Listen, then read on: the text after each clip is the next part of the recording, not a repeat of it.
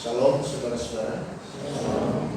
Mari kita membuka firman Tuhan hari ini di dalam surat Yakobus pasal ketiga ayat 1 sampai dengan ayat yang ke-12, dan bagian yang kedua nanti adalah surat 1 Petrus pasal yang ketiga ayat 10 sampai dengan ayat yang ke-11. Yakobus pasal 3 ayat 1 sampai dengan ayat yang ke-12, dan kemudian bagian yang kedua nanti 1 Petrus pasal 3 ayat 10 sampai ayat yang ke-11.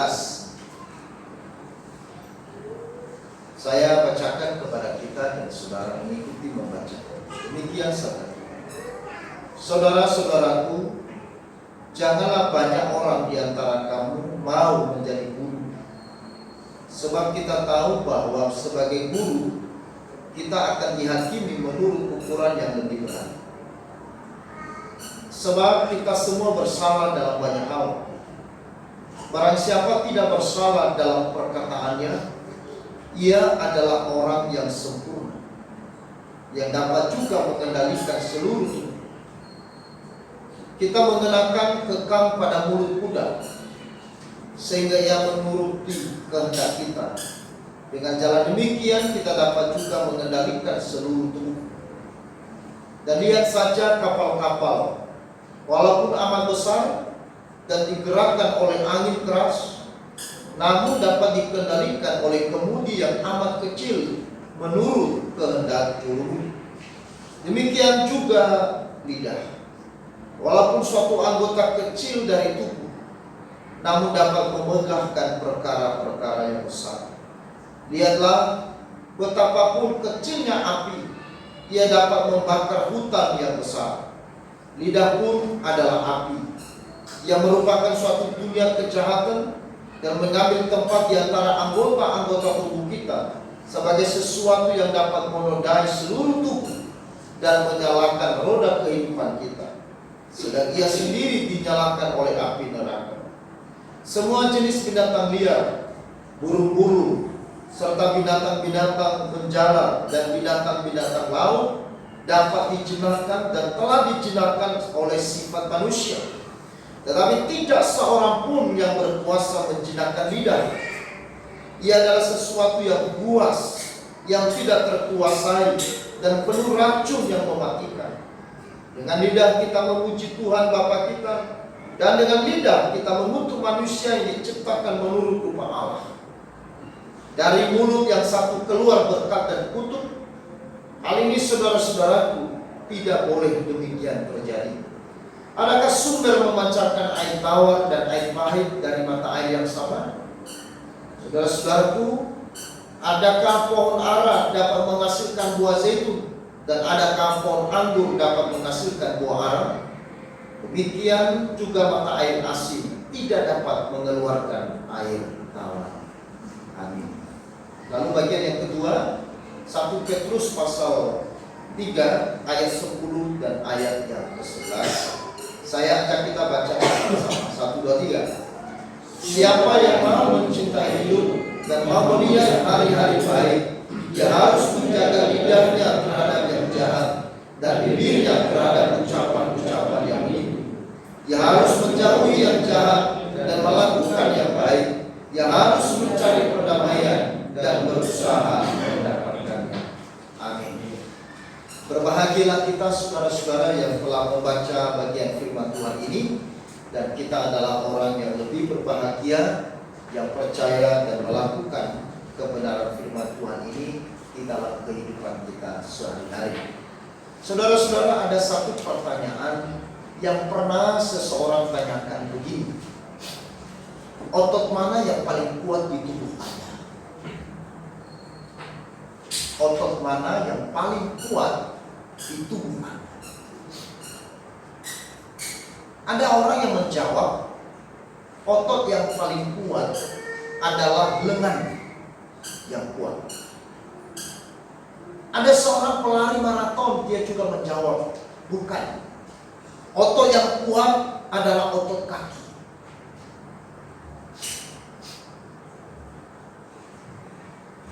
Tetapi saudara-saudara, jawabannya adalah lidah.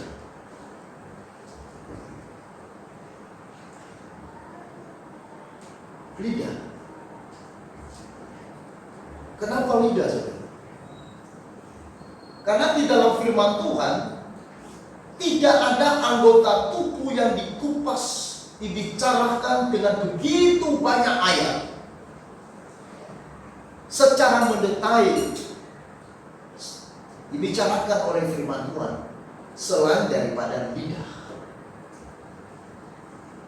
Nanti saudara bisa atau bisa lihat di Alkitab saudara, yang saudara ketik lidah, maka akan muncul ayat-ayat yang begitu. Dan dia mengupas demikian rupa tentang lidah. Lidah itu berguna untuk mengecap makanan. Seenak semanis apapun makanan, kalau lidah kita bermasalah, maka kita tidak bisa merasakan nikmatnya makanan itu, betul? Makanya kalau orang sariawan itu luar biasa susah. Lidah juga, saudara, adalah untuk berbicara. Lidah juga untuk berbicara. Nah, saudara-saudara, bahkan di sini di dalam surat Yakobus ini dikatakan oleh Yakobus bahwa lidah itu memiliki power, memiliki kuasa yang begitu besar. Di dalam ayat yang kelima, mari kita baca bersama-sama. 1, 2, 3. Demikian juga lidah, walaupun suatu anggota kecil dari tubuh, namun dapat memegahkan perkara-perkara yang besar. Lihatlah betapapun kecilnya api, ia dapat membakar hutan yang besar. Mengapa Yakobus mengatakan bahwa lidah adalah satu organ yang begitu memiliki kuasa dalam tubuh kita? Karena lidah itu, saudara-saudara, ya, diumpamakan seperti api yang kecil, tetapi dapat membakar hutan yang besar. Di Indonesia ini terkenal dengan kebakaran hutan. Di Sumatera, Kalimantan, ya, hutan yang begitu luas itu terbakar. Bahkan beberapa waktu yang lalu hutan di Australia itu membakar beribu-ribu hektar. Lalu kemudian diselidiki apa yang menyebabkan hutan yang besar ini bisa terbakar. Ternyata hanya seputung batang api rokok. Api yang kecil bisa membakar ribuan hektar, bahkan jutaan hektar hutan yang besar. Pohon-pohon yang besar bisa dilahap oleh api. Yakobus mengatakan lidah memiliki kuasa seperti itu. Kemudian juga, saudara, kenapa Yakobus mengatakan bahwa lidah memiliki power, memiliki kuasa? Karena lidah itu dikatakan lebih buas dari binatang liar. Lebih buas dari binatang buas. Ini menakutkan sekali. Padahal kalau kita bertemu binatang buas itu menakutkan, bukan? Tapi Alkitab mengatakan lidah itu lebih buas dari binatang liar.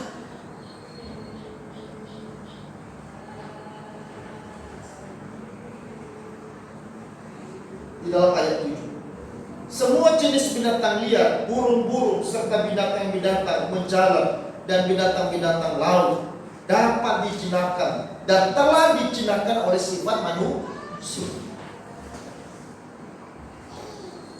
Sehebat apapun dan sepuas apapun binatang liar telah dijinakkan. Betul tak?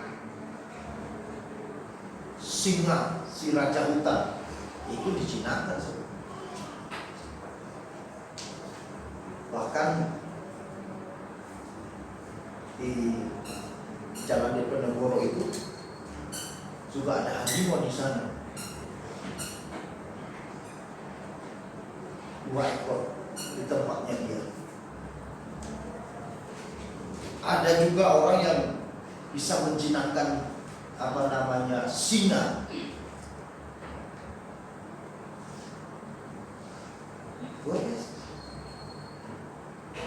Burung-burung yang besar bisa dijinakkan.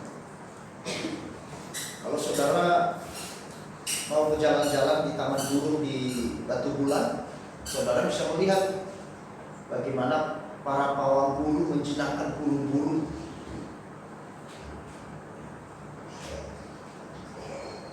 Kalau kita mengatakan binatang liar, binatang buas dapat dijinakkan dan telah dijinakkan, tetapi lidah tidak ada seorang pun yang bisa menjinakkannya. Nah, ini artinya luar biasa.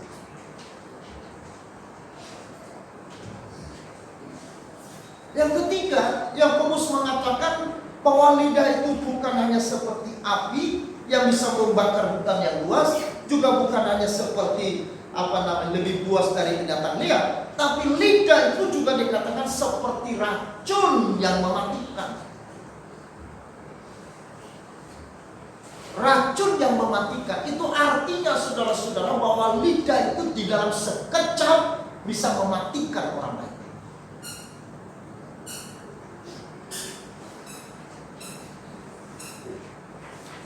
Kasus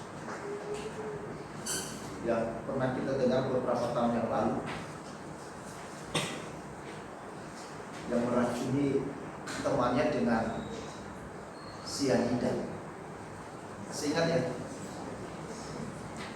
Kopi sianida. Hanya di dalam beberapa menit. Demikian juga aktivis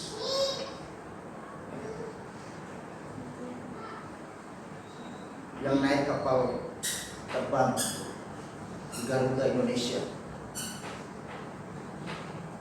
juga tewas di dalam pesawat karena diracun.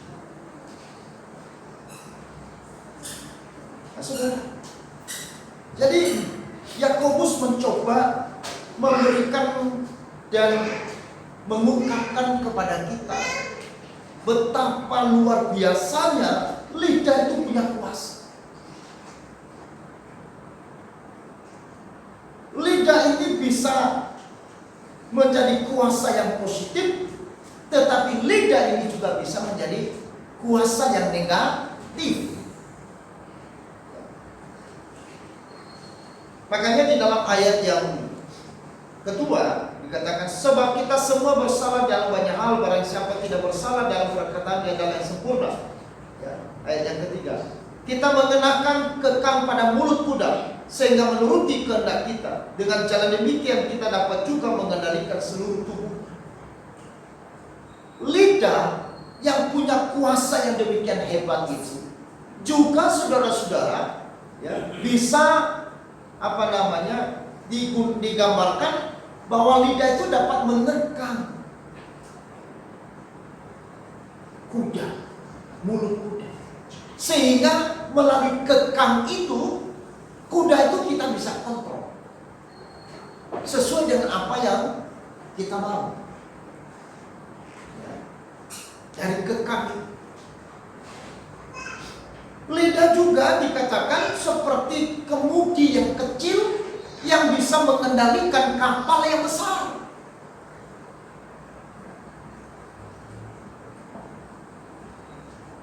Artinya bahwa lidah ini bisa berfungsi 2 hal. Bisa yang positif, bisa juga negatif. Apakah dia seperti kekang di mulut kuda? Apakah dia seperti kemudi di tangan jurumudi? Ataukah lidah itu menjadi api, seperti api yang membakar hutan yang luas? Apakah lidah itu seperti binatang buas? Atau seperti racun mematikan? Tergantung bagaimana kita menggunakannya.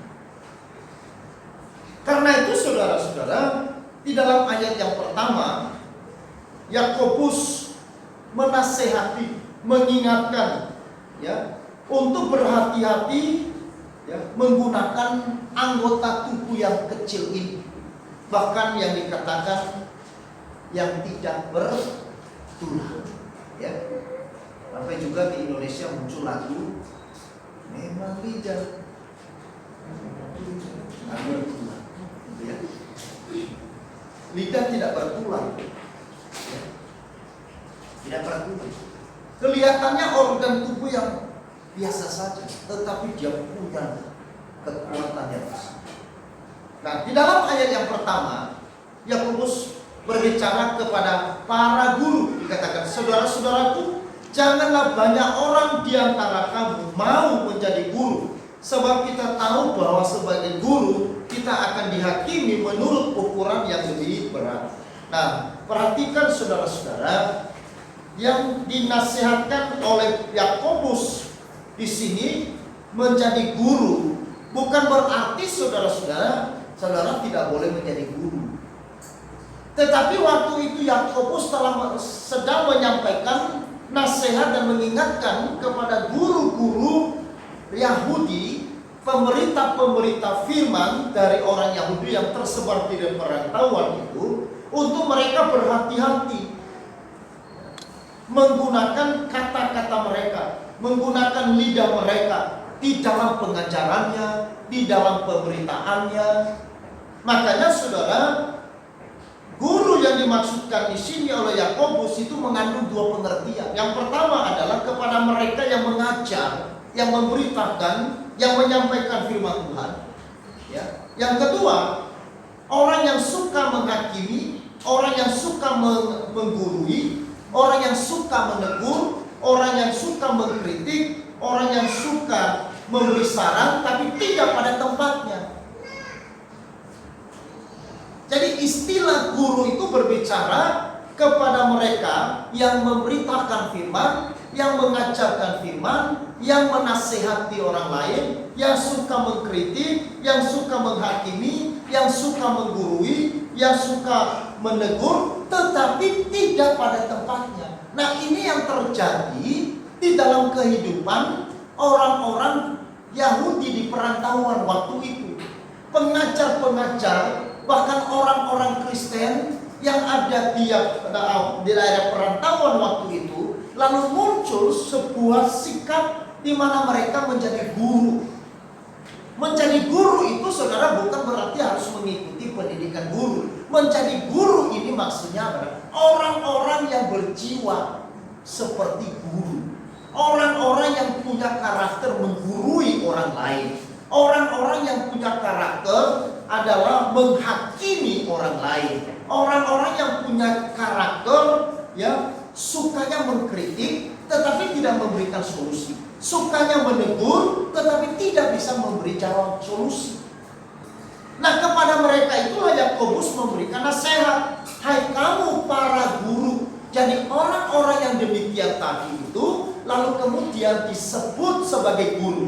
Guru di sini bukan pengertian bahwa guru-guru yang di sekolah atau guru sekolah minggu atau guru Injil ya atau para pendeta, termasuk disimpulkan semua dalam satu kata yaitu guru. Baik mereka yang memberitakan firman, baik mereka yang mengajar, baik mereka yang suka menegur orang, baik mereka yang suka mengkritik, baik mereka yang suka menghakimi, menggurui orang. Nah, artinya bahwa mereka pun yang menyampaikan firman Tuhan, maka mereka juga berjiwa menggurui. Maka itu sebabnya kemudian di dalam ayatnya yang kedua, mari kita baca bersama-sama. 1, 2, 3. Sebab kita semua bersalah dalam banyak hal. Barang siapa tidak bersalah dalam perkataannya, ia adalah orang yang sempurna, yang dapat juga mengendalikan seluruh tubuhnya. Saudara-saudara, sehingga di situ Yakobus mengatakan, karena dia melihat keadaan orang-orang Kristen, orang-orang Yahudi yang kemudian di dalam praktek sehari-harinya mereka menggurui orang lain. sukanya menghakimi orang lain, sukanya memojokkan orang lain, sukanya memperkatakan yang tidak benar kepada orang lain, sukanya mereka menggosip, sukanya mereka menfitnah, sukanya mereka menyudutkan dan merendahkan manusia yang lain. Maka di situ kemudian Yakobus mengatakan, coba lihat, siapa di antara kita yang tidak pernah bersalah dengan perkataan? Bagaimana engkau sekarang yang memposisikan dirimu sebagai guru, lalu kemudian engkau menggurui orang lain, tetapi engkau tidak hidup pada tempatnya? Engkau mengkritik, tetapi engkau tidak melakukannya. Engkau meminta orang lain untuk melakukan, tetapi engkau tidak mampu melakukan. Jangan merasa diri bahwa engkau sempurna di dalam perkataanmu. Yakobus mengatakan semua kita pernah bersalah dari perkataan. Semua perkataan yang keluar dari kita bisa mengandung salah. Bukan hanya mereka-mereka ini. Jadi para guru ini lalu mereka menyudutkan orang yang lain yang mereka ajar bahwa seolah-olah ya mereka tidak pernah bersalah. Lalu orang-orang itu yang bersalah. Sehingga bahasa yang dipakai adalah bahasa menggurui. Bahasa yang selalu mereka pakai adalah bahasa yang menghakimi. Bahasa yang mereka pakai adalah bahasa yang menjatuhkan. Bahasa yang mereka pakai adalah bahasa yang menghancurkan, bukan yang membangun. Jadi makanya minggu yang lalu kita sudah belajar perkataan yang membangun. Ini yang terjadi di zaman Yakobus. Sehingga saudara-saudara Yakobus ya menasihatkan kepada mereka bahwa seharusnya ya, kita harus berhati-hati dengan anggota tubuh yang kecil ini, agar lidah kita bisa menghidupkan, tetapi juga bisa membangkitkan orang lain. Makanya Benjamin Franklin berkata, salah dalam mengambil keputusan bisa diperbaiki segera sesudah itu, tetapi kerusakan akibat lidah tidak akan dapat diperbaiki.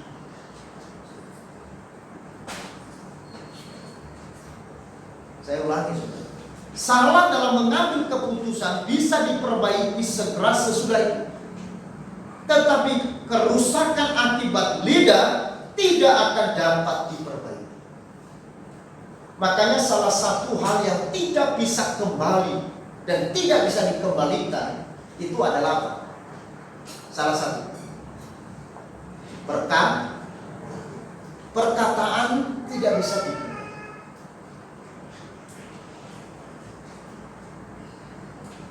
Memang bisa diperbaiki, tetapi perkataan itu ibaratnya begini. Kita tancap ini kaku di tembok, oke? Kita bisa cabut nggak? Tetapi ada bekas. Pasti berbekas. Kita bisa cabut. Nah, orang-orang pada zaman Yakobus, mereka tidak peduli dengan bekas itu. Mereka hanya suka menancap paku dengan sekeras-kerasnya. Mereka tancap di mana-mana. Mereka tidak sadar, walaupun itu misalkan paku itu bisa dilepas, tetapi itu membekas. Nah, karena itu saudara, Yakobus kemudian mengingatkan kepada orang Kristen, orang yang percaya kepada Tuhan, supaya anggota tubuh kita yang satu ini, yang kecil tetapi punya pengaruh yang besar itu, baik pengaruh secara positif maupun pengaruh secara negatif, untuk kita mempergunakannya dengan sebaik-baiknya. baik. Kita harus mempergunakannya dengan sebaik-baiknya. Bagaimana mempergunakan lidah yang sebaik-baiknya? Yang pertama, saudara-saudara, di sana dikatakan oleh Yakobus bahwa lidah harus dikendalikan seperti mengendalikan kekang pada mulut. Lidah harus dikendalikan, lidah harus dikuasai seperti mengendalikan dan menguasai kemudi di kapal yang besar.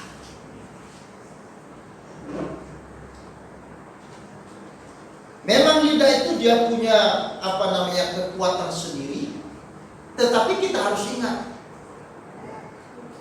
lidah kita harus berikan kekang. Bukan berarti tidak bisa dikendalikan. Meskipun tadi dikatakan lidah itu lebih buas dari binatang liar, tetapi bukan berarti lidah tidak bisa dikendalikan. Harus ditempatkan, harus ditaruh kekang. Nah, siapa yang bisa menguasai lidah kita ini? Apa kekang itu, saudara? Yaitu dikendalikan oleh Roh Kudus. Kita minta Roh Kudus mengendalikan lidah kita. Lidah kita harus dikekang seperti kekang di mulut kuda, seperti mengendalikan kemudi di kapal yang besar. Nah, biarlah demikian hidup kita dapat dikendalikan oleh lidah yang kecil. Di dalam ayat yang ketiga sampai dengan ayat yang kelima tadi,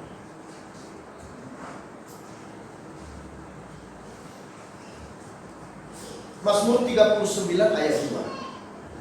Mazmur 39 ayat 2 disitu dikatakan, aku akan menjaga diri supaya jangan aku berdosa dengan lidahku. Aku akan menahan mulutku dengan kekang. Aku hendak menjaga diri supaya jangan aku berdosa dengan lidahku.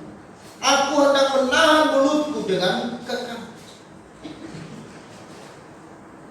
Pemazmur tahu betapa bahayanya lidah dan betapa dampak dan pengaruhnya bagi orang lain. Bisa itu memberi pengaruh yang positif, tetapi juga bisa memberi pengaruh yang negatif. Bisa menghidupkan, tetapi juga bisa mematikan. Nah, karena itu saudara-saudara, kita harus menjaganya. Menjaganya dengan firman Tuhan.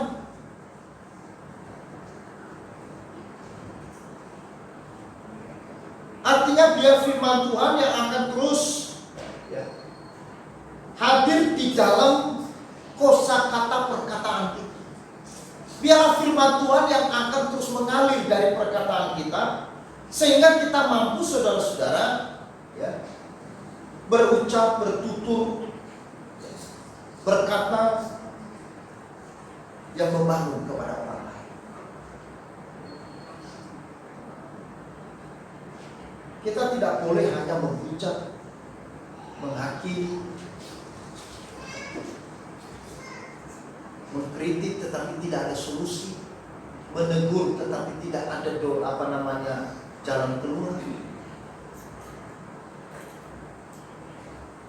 Ada teguran yang membangun, tetapi ada teguran yang menghancurkan, betul tidak? Kita bisa lihat sudah, waktu seseorang menegur kita, ini teguran yang membangun atau teguran yang menghancurkan. Nah, kita pakai yang mana? Ada teguran yang ingin mendorong orang itu lebih lagi, tetapi ada teguran yang ingin mempermalukan orang lain. Ini tergantung di dalam hati kita. Hati kita seperti apa? Waktu kita memberikan nasihat kepada orang lain, nasihat pun demikian. Ada nasihat yang membangun, tetapi ada nasihat yang orientasinya untuk menghancurkan. Nah saudara, kita harus mampu melihat hal itu. Sehingga kita perlu menjaga. Makanya kadang-kadang ada orang tukang nasihat, tetapi muara dari nasihatnya itu apa? Muaranya mempermalukan orang, muaranya menyudutkan orang, muaranya merendahkan orang, muaranya menganggap orang lain bodoh, muaranya menganggap orang lain tidak tahu apa-apa. Gitu. Bukan berarti kita tidak boleh ditegur, harus kita saling membangun. Bahkan di dalam firman Tuhan dalam Galatia, kamu harus saling mengingatkan, kamu harus saling menegur, kamu harus saling membantu, kamu harus saling menasehati. Tetapi yang dimasukkan di dalam Galatia itu adalah nasihat yang dikendalikan oleh Roh Kudus, yang nasihat yang dikendalikan oleh buah roh. Artinya bahwa karena saya menganggap dia saudaraku, maka saya kemudian mengingatkan dia dengan, karena dia adalah saudaraku, dia adalah saudaraku, dia adalah anakku, dia adalah temanku, maka saya menegur dia. Saya menegur bukan mempermalukan, saya menegur bukan untuk menghancurkan dia, tetapi saya menegur supaya dia bangkit. Karena di dalam dirinya ada potensi. Saya tahu dia silap. Nah saudara-saudara, ini perlu belajar. Kita terus. Karena tidak ada di antara kita, ya Yakobus katakan, yang tidak bersalah dengan perkataan, betul? Termasuk saya.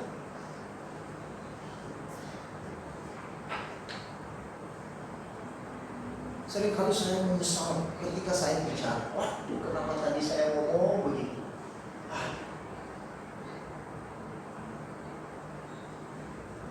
Ketika saya ngomong dengan seseorang, saya baru pulang rumah itu saya nggak bisa tidur. Waduh kenapa tadi ngomong gitu?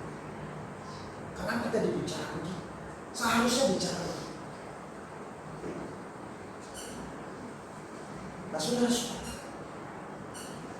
itu membutuhkan perjuangan, membutuhkan kerinduan dan keinginan, supaya kita menghasilkan lidah yang punya dampak, punya pengaruh, punya power kuasa, seperti kekuatan kekang pada mulut kuda. Biar lidah kita seperti kemudi yang bisa mengendalikan kapal yang besar. Makanya saudara-saudara, pertengkaran yang besar, perselisihan yang besar, itu bisa diselesaikan dengan perkataan yang sederhana. Bisa enggak? Begitu luar biasa.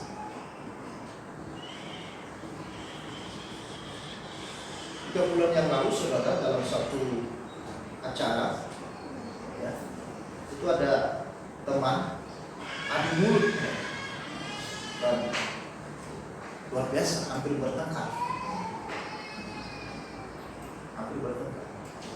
Yang satu sudah lempar aku. Kenapa? Karena waktu itu saya pikir maluin kita. Saya ngomong begini, sadar diri. Kita dilihat orang.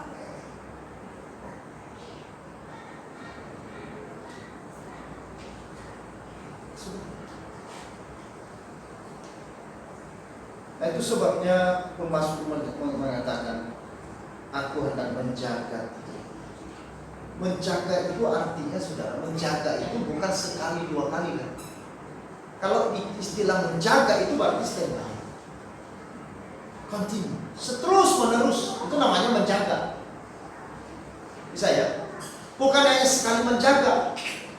Kalau dikatakan menjaga, itu artinya dia menjaga terus. Sampai kapan? Sampai selesai kehidupan ini. Kita harus menjaga. Bukan hanya 1 minggu, 2 minggu, tapi kita harus terus menjaga. Menjaga itu adalah Orang yang menjaga itu adalah orang yang bersiap sedia. Bukan orang yang lengah. Dia harus seorang penjaga security atau penjaga keamanan. Dia harus standby, saudara-saudara. Dia harus sigap. Dia harus on terus.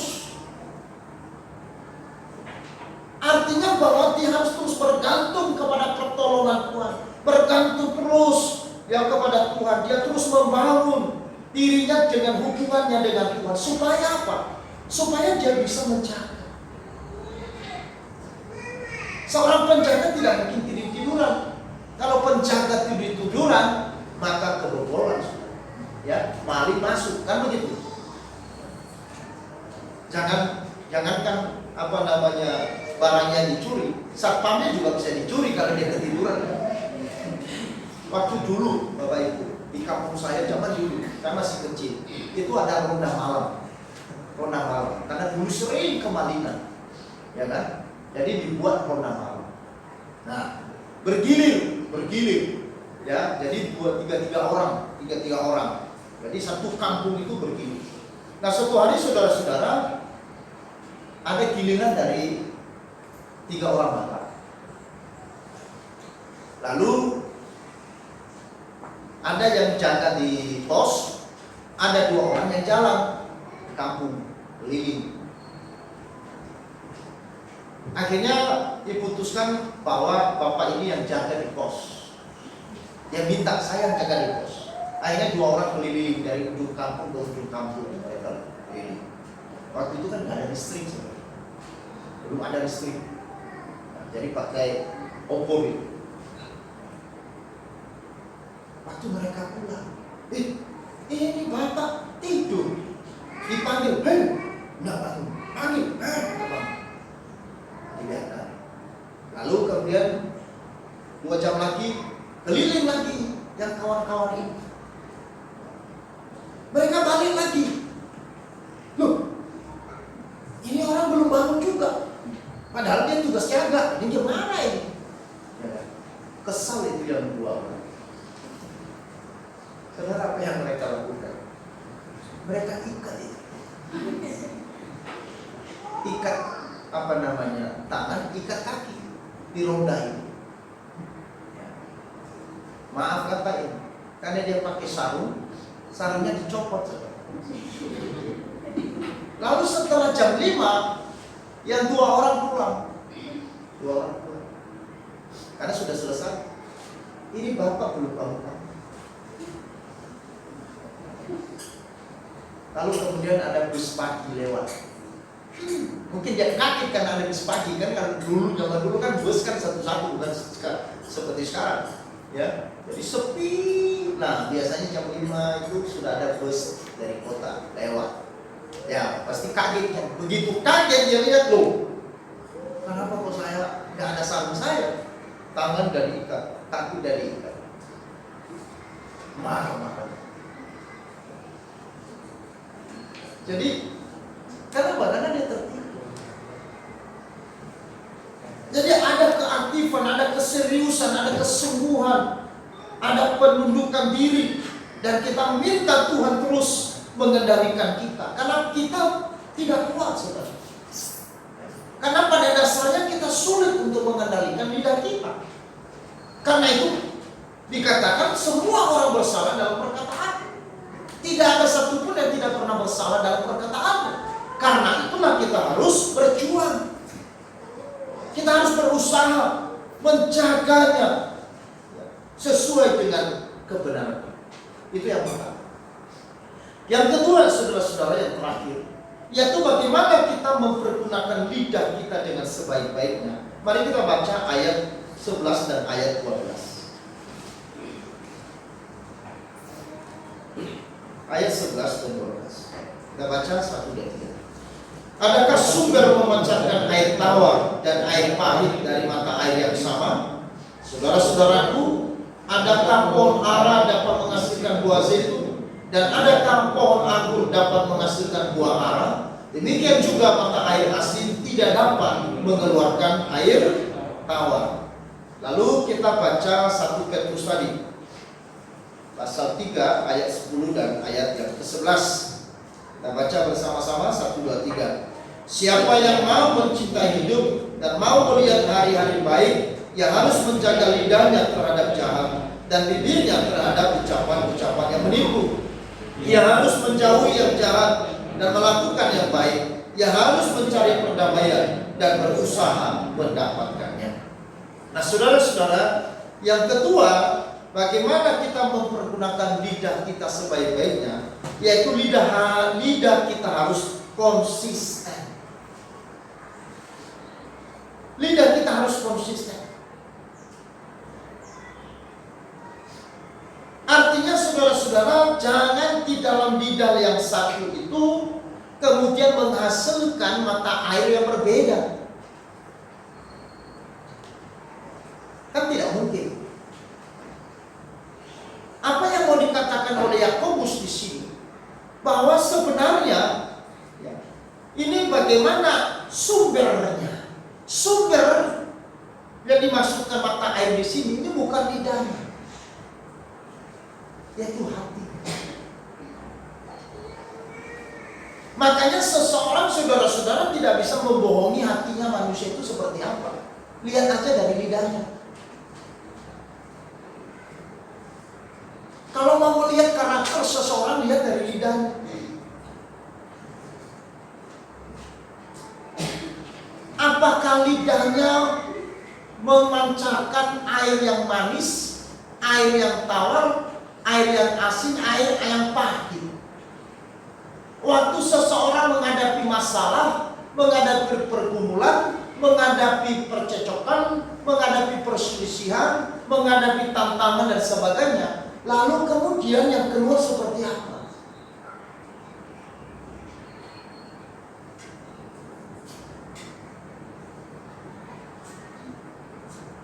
Itulah isi hati manusia.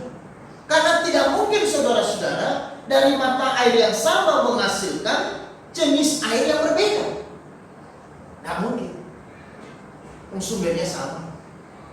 Sumbernya satu, masa ada air pahit, ada air manis? Tidak mungkin dong. Kalau dua sumber yang memungkinkan, sumber yang satu pahit, sumber yang satu manis. Jadi meskipun seseorang mengemas dengan manis, tetapi kalau akarnya itu pahit, maka semuanya akan bermuara pahit. Itu yang sesungguhnya. Maka di dalam Amsal dikatakan terhadap orang-orang seperti itu, bahkan dikatakan jangan bergaul. Itu yang dikatakan Alkitab dalam Amsal. Jangan bergaul dengan orang yang berdusta. Jauhi. Jangan dekatkan diri, karena akan merusak dirimu. Sehingga air yang mengalir dari sumber itu akan mengalir juga di lidahmu dan mencemari tubuhmu semua. Saudara-saudara yang dikasihi oleh Tuhan, itu yang dikatakan kita harus konsisten. Artinya bahwa Yakobus menasehati kepada guru-guru tadi itu supaya mereka menggunakan lidah mereka dengan konsisten untuk memuliakan Tuhan. Lidahnya harus dipakai untuk membangun. Lidahnya dipakai untuk membangkitkan semangat. Lidahnya dipakai untuk menolong, memperkatakan kebenaran, memperkatakan yang benar. Jangan bersaksi dusta. Kadang-kadang ada orang yang bersaksi dusta dan berani bersaksi dusta hanya untuk apa? Untuk diri sendiri. Bahaya, saudara. Ya. Baik waktu kita berkata kepada orang lain ataupun waktu kita memberikan kesaksian. Seringkali saya mendengar di tempat sana, saudara-saudara, ya, bahwa di dalam mereka memberikan kesaksian, mereka tidak jujur dengan kesaksian mereka. Bahkan mereka bisa berdosa dengan kesaksian mereka, saudara-saudara. Berani berdosa. Hanya untuk apa? Hanya untuk mengangkat diri dan harkat diri mereka. Makanya Petrus mengatakan, mengingatkan tadi, hati-hati dengan itu.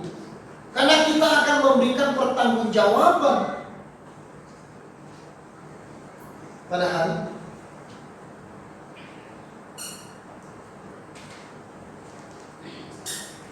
Jangan sampai ucapan-ucapan kita menjadi ucapan-ucapan yang menipu, ucapan-ucapan yang menghasut, ucapan-ucapan yang mengadu domba, ucapan-ucapan yang hanya menyindir orang lain. Kalau saudara ada yang tidak senang dengan orang lain, datang kepada orang itu, sampaikan, kok hati saya nggak enak ya, jangan-jangan saya salah ya, ya kan? Mohon maaf. Jangan kemudian kemana-mana. Karena kalau sudah kemana-mana, maka menjalar. Dia seperti racun, saudara. Makanya tadi Yakobus bahwa lidah itu seperti racun yang mematikan. Racun itu menjalar begitu cepat.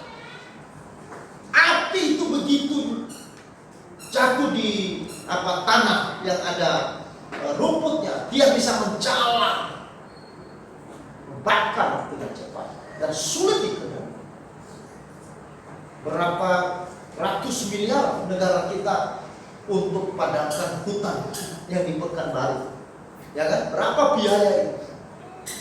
Untuk memadamkan api di Pekanbaru, di Kalimantan, mereka harus turunkan pesawat, bahkan buat hujan buatan. Itu berapa duit, saudara?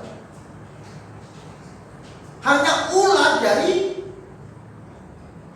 api yang kecil, yang iseng, tapi meresahkan dan membuat banyak orang menjadi kesusahan. Bahkan bukan hanya di Pekanbaru, sampai ke Singapura, sampai ke Malaysia. Bahkan mereka Singapura mengamuk-amuk karena asapnya sampai ke sana. Penerbangan juga terganggu. Beberapa kali penerbangan Medan Pekanbaru Jakarta ditunda penerbangannya. Kenapa? Api, asap. Jadi begitu berdampak. Nah, oleh karena itu saudara-saudara, mari kita harus belajar.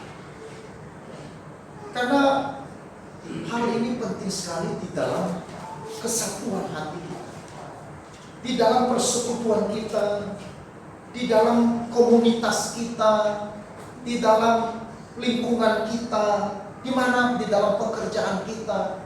Ya, biarlah kita hadir sebagai orang-orang yang memberikan kata-kata yang membangun. Biarlah air yang baik mengalir dari lidah kita, dari ucapan kita, dari tutur kata kita. Orang yang lain yang lemah, yang mau putus asa, tetapi oleh satu kalimat, dua kalimat, kemudian mereka bangkit kembali. Orang yang lain yang tidak mengerti kebenaran, yang tidak tahu jalan hidupnya, yang tidak tahu tujuan hidupnya, tapi melalui lidah saudara yang berkata tentang kebenaran, maka dia boleh mengerti tujuan dari hidup. Maka itu sebabnya Yakobus maupun juga Petrus mendorong kita sebagai orang-orang percaya yang memang tidak luput dari dosa dan kesalahan dari perkataan itu sendiri, tetapi mari kita berjuang. Amin. Mari kita berusaha dengan pertolongan Tuhan dan dengan bimbingan dari Roh pada firman Allah. Biarlah kita terus menghasilkan kata-kata yang hidup, kata-kata yang membangun, sehingga satu dengan yang lain boleh dibangun oleh lidah kita, ucapan kita. Oleh karena itu, mari saudara-saudara, apa yang dinasihati oleh Petrus maupun Yakobus bagi kita ialah kita mengendalikan lidah kita sehingga akan menghasilkan perkataan yang membangun, perkataan yang membangun bersumber dari hati yang bersih. Jika pikiran, hati, dan keinginan dalam diri kita telah diperbaharui, maka setiap perkataan yang keluar dari lidah akan dapat dikendalikan sehingga menghasilkan perkataan yang bersih dan membangun.